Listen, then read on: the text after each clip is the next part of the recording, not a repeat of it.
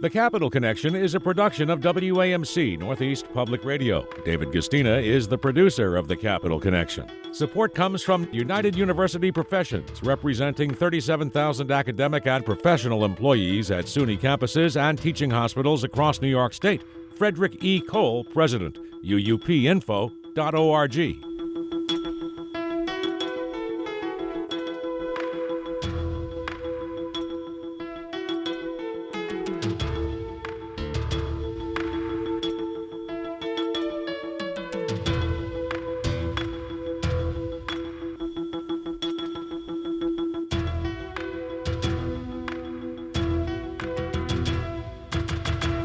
It's the Capital Connection. Hi, I'm Alan Chartock. Joining us this week is a man with the best first name in all of organized radio and television, Yancey Roy, the Albany Bureau Chief for Newsday. Welcome, Yancey. Thanks for having me, Alan. So let me ask you this, Yancey. We just had a great storm that went over Long Island and my old home of Fire Island. What were the repercussions? Did you get walloped hard, or are you able to say, well, it missed us again? Well, where I lived, you're able to say it just missed us again. A lot of rain during Ida, a lot of rain during this week, but nothing like the damage and, even death that we saw with the hurricane downstate last week. And do you have anything to say about Fire Island survival? Very important to me. Well, I'm glad it survived, and I'm glad for you. Yes. No, look, I mean, in all seriousness, there's, these have been some serious storms, either down south or up north. People lost their lives, and terrible. It is terrible, and it goes along with the trend that we've seen now for years, with storms getting more frequent, more deadly, and all in all more concerning for everyone. Does that affect the politics of Long Island? In other words, preparation is everything. If you're there when something bad happens, sometimes you take the blame. Do you have an assessment of that? Not immediately right now, but you're right in general. Look, there's a couple of things.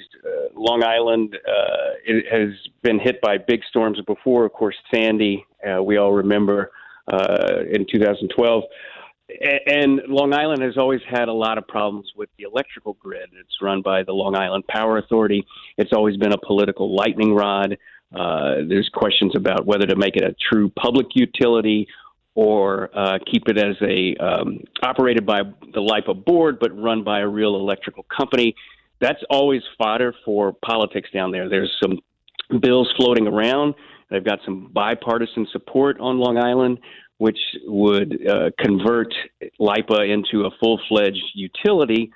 But there's also opposition to that, wondering if it would really work and wondering if it would be any better as a public utility rather than a private operator now. So, I mean, there's always power grid politics. I think that's the nature of the island and the nature of infrastructure issues, which are always big because of the physical setting down there, whether it's power grids or highways or mass transit. It's just a big part of life. So how is drinking water on Long Island? And water, I remember in the old days, people were using so much detergent in their houses that they were told not to do it anymore. And there's always been an issue of protecting the groundwater on Long Island, and nitrogen and other chemicals or rather elements and concern for keeping the drinking water safe. One of the big projects that former Governor Cuomo had pushed through was to get money to redo a lot of septic systems, which are a huge issue in terms of keeping the Long Island aquifer clean. I think coming up in the future, you're going to have questions about an Environmental Bond Act, which a lot of groups favor to basically borrow a lot of money to do some long-term infrastructure projects. And a lot of those on Long Island would be for water protection. And part of the reason why that's popular is not only do folks see it as necessary, but protecting groundwater is something that almost always gets bipartisan support.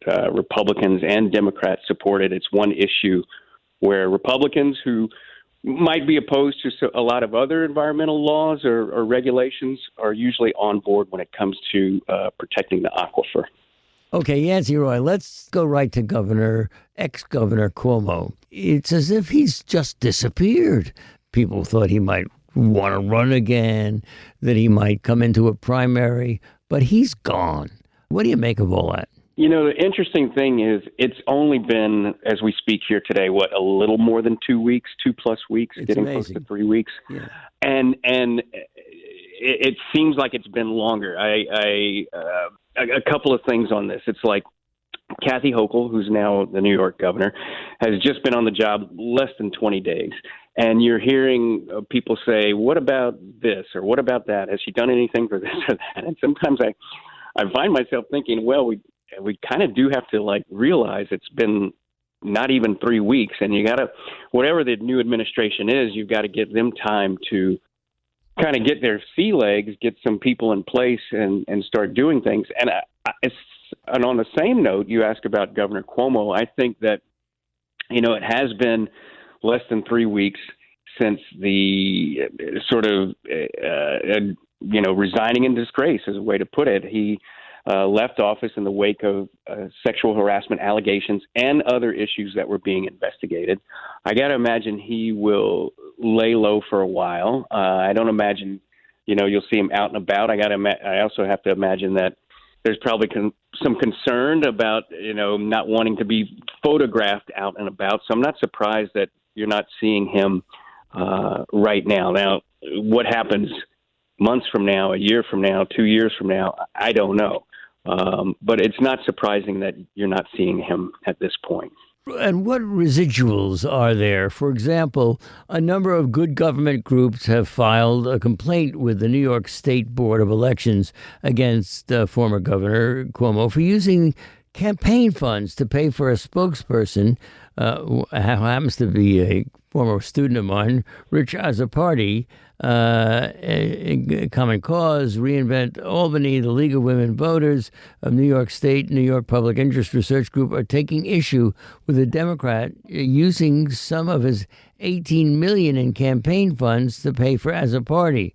The group say it's a violation of state election law. What do you think? Well, the larger context about campaign finance laws and what a politician can do with them in New York is, think of it this way: if the sentence begins with, "Can you use your campaign finance funds to ... fill in the blank?" The answer is generally yes.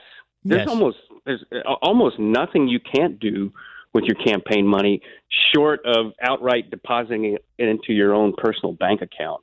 I've been covering this for years, and other reporters have too. There's always stories that pop up. There's, state legislators that use campaign funds to lease cars, which ostensibly is for campaigning, but it also kind of benefits you in that, hey, you don't have to buy your own car. You got your campaign paying for a car.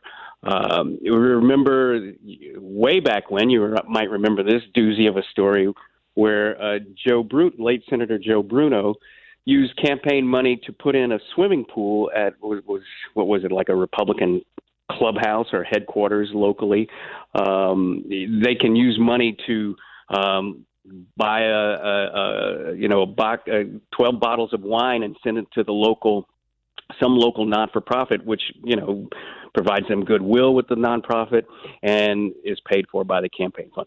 There's almost that's one of the bigger problems with the campaign laws is there's very little restrictions on what constitutes use for campaign purposes. So, I know that they're raising complaints about the governor's $18 million in the bank and what he may or may not do with it. But like I said, short of outright just putting the money in your own personal account, there's not many real restrictions. Yes. So when we look at the legislature raised its mighty voice in getting Cuomo out of there. But I just wrote a column in which I truly believe they have always had a certain, well, what's a better word, stink to them, some of which you've just talked about. So they went after him with everything they had with Cuomo, and maybe that was deserved. But there is a real question, is there any chance that we will see some ethical reform of the kind you were just talking about? Well, it's always been an issue that gets talked about in the press, and and we might see something with the ethics board. We'll get to that in a second. But, one of the reasons I think that there hasn't been like a real overhaul or structural change on some of these issues is, as much as they are talked about in the press, that issue doesn't really move elections or the electorate all that much. And so I think it's down the lower list of concerns for politicians. So that's one reason why there's not quite an urgency. That said, one of the ethics-related issues that dogged Governor Cuomo's entire time there was the commission that he helped create, which was the Joint Commission on Public Ethics, often referred to as JCOPE. Or JJOPE. Or JJOPE. Yeah, exactly. Which was seen as too tied to him, run by people close to him, and never really an impartial arbiter of matters. So there's going to be a push from legislators to either junk it, redo it, come up with something new.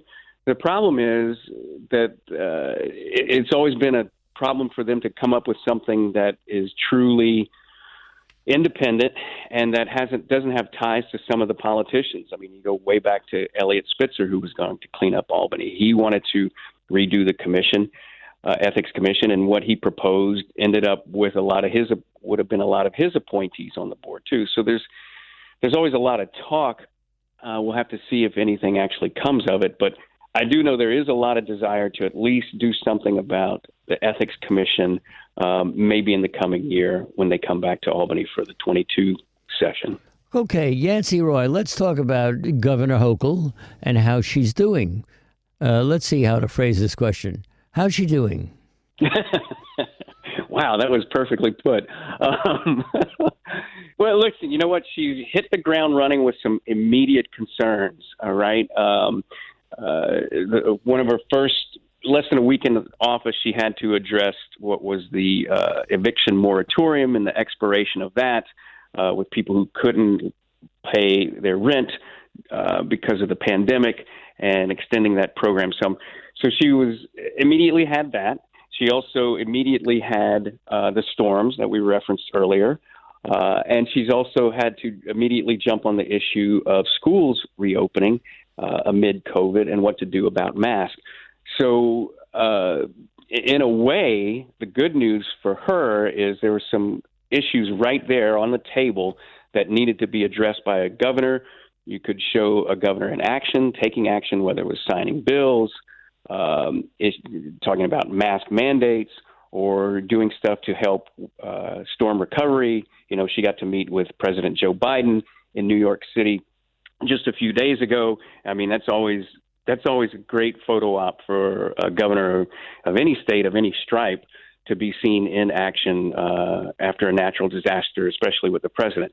So she's had a lot of things to boost her profile and show her in action and show her getting things done. The question now will be what happens after this initial flurry.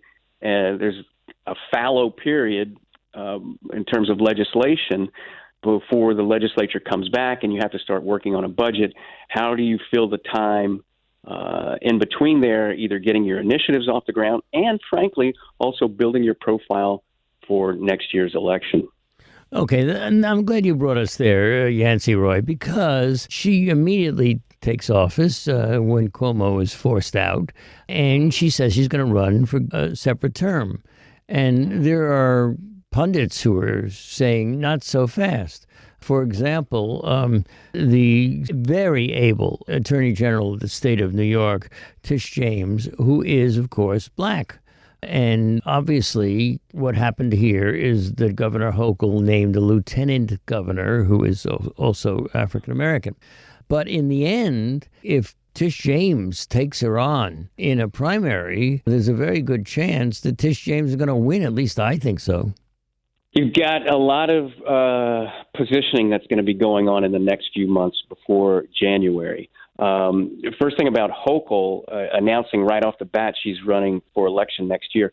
And frankly, from a political strategy point of view, she had to do that. I mean, you can't walk into office and leave any kind of speculation that you're going to be a lame duck. I mean, that hurts you on a number of levels. First of all, getting anything passed in terms of what you would think would be an agenda. And second, you can't, let any potential rivals sort of jump in ahead of you. So, I mean, that's just smart planning for Hochul to go out and say immediately, yes, I'm running.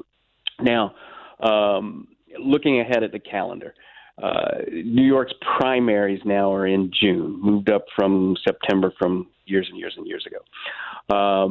That means the conventions will have to be held in February. They haven't been announced yet, but that's when they'll be. So if conventions are in February, anybody who's interested in running probably has to announce or make some sort of statement or movements or whatever before then, which means probably before the end of the year. So the thing to keep an eye on is from now to the end of the year, and right now we're still in September, so it's probably too early for anybody else. But before the end of the year, who else formally jumps in? And the names that have been out there are, of course, Letitia James, the Attorney General. Also, Steve Bellone, the Suffolk County Executive. Tom Suozzi, the Long Island Democratic Representative. Bill de Blasio, people are talking about whether he would jump in, or Jumaane Williams. There's going to be, in a few weeks coming up, there's going to be a gathering of the New York State Association of Counties, which is largely kind of an upstate-driven group of county executives.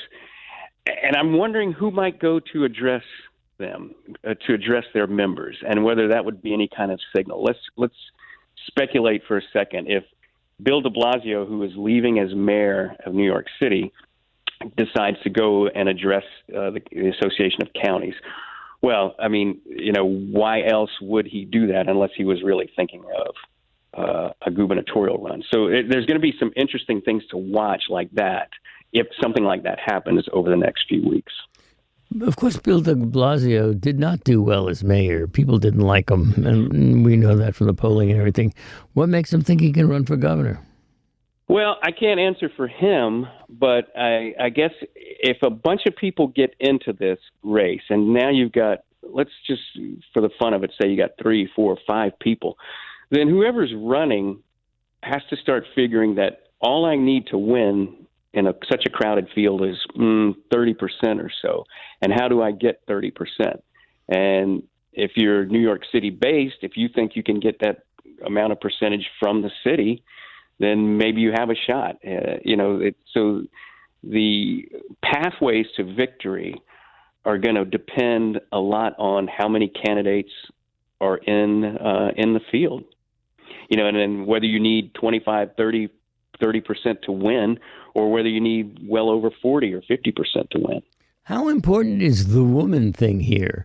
Now, we have obviously Letitia James, who you've named, who's been an excellent attorney general. You have Kathy Hochul, some people think is doing a competent job, but hasn't been called inspirational by anybody I know in her speeches and her public outings. And that's 2 very important women in New York State. And then you have all the people you raised. How important is the very fact of being a woman, do you think, in this coming primary that you're talking about? Again, I think it's going to depend on how the field sorts itself out, right? If again, for the sake of discussion, let's say the 2 candidates are Kathy Hochul and Letitia James, and nobody else, well, then that issue might be off the table, wouldn't it? But then if you have 3 or 4 other candidates, it would be a factor, but there'd be also other factors, geographic factors, constituency factors, upstate, downstate, suburban, urban, progressive versus moderate. There would all of a sudden, if in a crowded field, you'd have half a dozen major factors that could all be influential. So it'll be fascinating to see what happens. All eyes will be on Letitia James, obviously. She comes from the city, she's of color, and she has a natural advantage. She doesn't come from, upstate Buffalo region, Niagara, Erie region. So are there any tea leaves that are showing in that department at all? Not at this moment. I think there's a lot of people who think she might run. There's some people who definitely would want her to run. I think that, again, here we are less than 20 days into the Hochul administration, so making any sort of move would probably be seen as bad form right now. But it also brings up another kind of interesting issue. If you don't count Kathy Hochul or David Patterson, who both became governors because of resignations, then the last two governors that won an open election both came from the Attorney General's office, Eliot Spitzer and Andrew Cuomo. And is New York sort of got a predilection, precedent, or whatever you want to call it, for Attorney General stepping up to the governor's office when the opportunity arises? Now, obviously, this is a program on state politics. We have a legislature who did everything but literally throw Andrew Cuomo out of office. And I guess I'm after you, Yancey, as a real expert in this. Do you think that the legislature is getting along with Hochul better than one could have expected? It sounds to me like Hochul is really kissing the feet of the legislature. Well, there's a bunch of different factors at play. One is the relations between Cuomo and the legislature were bad, and they had been bad the last few years.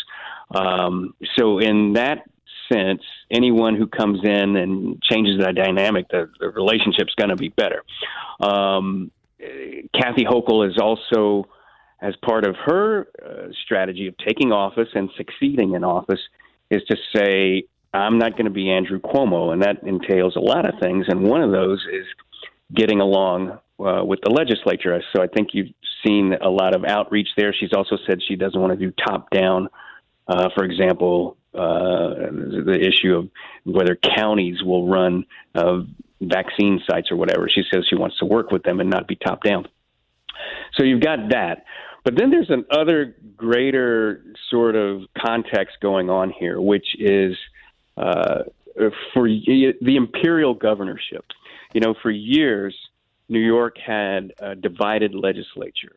Republicans controlled the Senate, Democrats the Assembly. And you always had a governor, whether it was a Republican or Democrat, who could be kind of in the middle and therefore have the most leverage and position himself. And the battles were Republican versus Democrat, depending on who was in the executive office.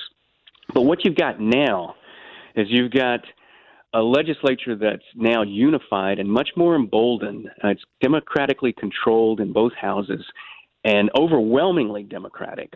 The last two elections have solidified that. And the Republicans, as of right now, don't have much of a chance of taking over a majority in either house. And so starting really in 2019 and continuing now, the dynamic is shifting. Instead of Republican versus Democrat, it's a little bit more like legislature versus governor. And the tension is not quite political party, but now more institutional in a way. And the legislature trying to flex its muscles and have more say over policy. That said, New York has a constitutional structure that always makes the governor the most powerful official in the state, always has the most power over the budget, is always going to get his or her way over a lot of the budget and other policies. But that said, you're seeing a different kind of tension and a different power in the legislature. And maybe because of that, and because she's so new, Kathy Hochul certainly wants to have a more cooperative relationship with the legislature than we saw Governor Cuomo have. One last question before we have to leave, and it's always such a pleasure to have you on the program because you know so much. But you wrote a story called The Long Fight for Healthcare, Compensation for 9/11 First Responders a day ago. What came out of that story that is important that people know? I think what came out of it was that it was an incredibly long slog for the New York delegation.